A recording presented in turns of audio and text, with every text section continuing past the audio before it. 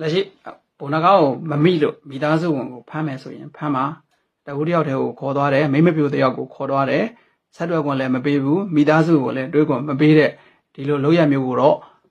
မလုပ်ဖို့ရအတွက်ပြည်သူလူထုရဲ့ရှေ့မှာကြားသိလာအောင်ကျွန်တော်အနေနဲ့ energy ဝင်ကြီးများခင်ဗျာကျွန်တော်အနေနဲ့တောင်းဆိုပါတယ်လက်အောက်မှာရှိနေကြတဲ့သူများစစ်ဆေးပါစစ်ဆေးခွင့်ပြုပါတယ်မိသားစုဝင်တွေနဲ့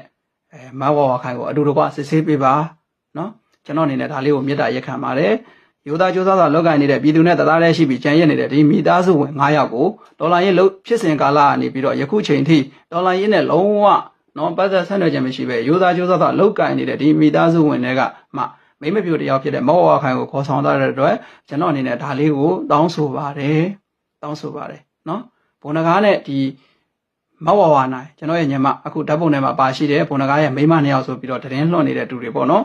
ဓာတ်ပုံထဲမှာတယောက်ကမဝဝနိုင်မှာဘုံနဂါရဲ့ညီမကျွန်တော်ရဲ့ညီမမဝဝနိုင်ဘုံနဂါနဲ့တကွမဝဝနိုင်ရဲ့ဒီလိုလိုရမျိုးကိုလုပ်တယ်ဆိုရင်လည်းကျွန်တော်အနေနဲ့ရှုံးချကန့်ကွက်ပါတယ်နော်ကျွန်တော်တို့မိသားစု9ယောက်ဒီလက်ရှိကျန်ရှိတဲ့မိသားစု9ယောက်ဒီလဲပြည်သူနဲ့တရားတည်းရှိပြီးတော့နော်ပြည်သူဖြစ်နေနေတဲ့လူတွေကိုဒီလိုမျိုးတစ်ဖက်ရဲ့လောက်ရမျိုးနဲ့လောက်တာမျိုးကိုကျွန်တော်အနေနဲ့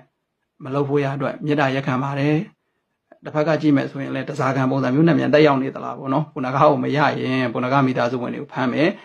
ဆိုတဲ့ပုံစံမျိုးပေါ့နော်လက်ရှိမဝဝခိုင်ကိုခေါ်ဆောင်သွားစဉ်ကာလကကျွန်တော်ရှေ့ကပြောသလိုပဲရဲမေတယောက်မှမပါပဲရဲဘော်တတိုင်းနဲ့ဖမ်းသွားတယ်ဖုန်းတွေကိုဆက်ပိတ်သွားတယ်အခုလက်ရှိမှာလည်းမိသားစုဝင်ကိုဘယ်နေရာမှာရှိတယ်ဘယ်လိုဆိုတာတို့ကမပေးဘူးနော်အဲ့ဒီတော့ကျွန်တော်တို့အနေနဲ့စိတ်ပူနေပါတယ် energy ဝင်ကြီးများခင်ဗျာဌာနဆိုင်ရာတီတီကိုကျွန်တော်စားပို့ထားပါတယ်ဒီစာလေးကိုလည်းကြည့်ပေးကြပါဦးကျွန်တော်22ရက်နေ့ကတည်းကပို့ပေးထားတာပါခင်ဗျနော်ဒါတည်းကျွန်တော်မိသားစုတွေမဟုတ်သေးဘူးပေါ့နော်ဘုံနဂါနဲ့ဆက်တွယ်နေပါတယ်ဆိုတော့မိသားစုဝင်တွေပေါ့နော်မိသားစုလည်းဖမ်းခံရတယ်အော်ခွင့်ပြောခွင့်ပြည်သူကြားအောင်ပြောခွင့်မရှိတဲ့လူတွေအများကြီးပါဘုံနဂါနဲ့ဆက်တွယ်တဲ့လူတွေအားလုံးကိုလိုက်လံဖမ်းဆီးထားတာတွေအများကြီးရှိပါတယ်နော်ဒါလေးကိုလည်းကျွန်တော်အနေနဲ့အထူးပဲမေတ္တာရက်ခံပါတယ်တက်ဆိုင်ရာလူတွေကိုဖမ်းဆီးချိုးနှောင်မှာအပြစ်ရှိတယ်ဆိုရင်လည်းအပြစ်ပေးပါကျွန်တော်တို့ဒီပြည်သူလူထုရဲ့ပေးတဲ့အပြစ်နဲ့ energy ဝင်ကြီးတွေရဲ့ပေးတဲ့အပြစ်ကိုမိသားစုကခံယူပါမယ်လက်ရှိကျန်ရှိတဲ့မိသားစု9ယောက်ကနော်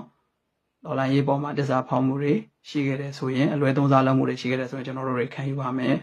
အဲ့ဒီတော့ကမဝဝခိုင်ကိုမိသားစုနဲ့အများဆုံးတွေးဆုံခွင့်နော်တွေးဆုံခွင့်ပေးပါရန်အထူးပဲမေတ္တာရက်ခံပါတယ်လို့ကျွန်တော်ဒီနေရာကနေအဆုံးသတ်ချင်ပါတယ်ခင်ဗျ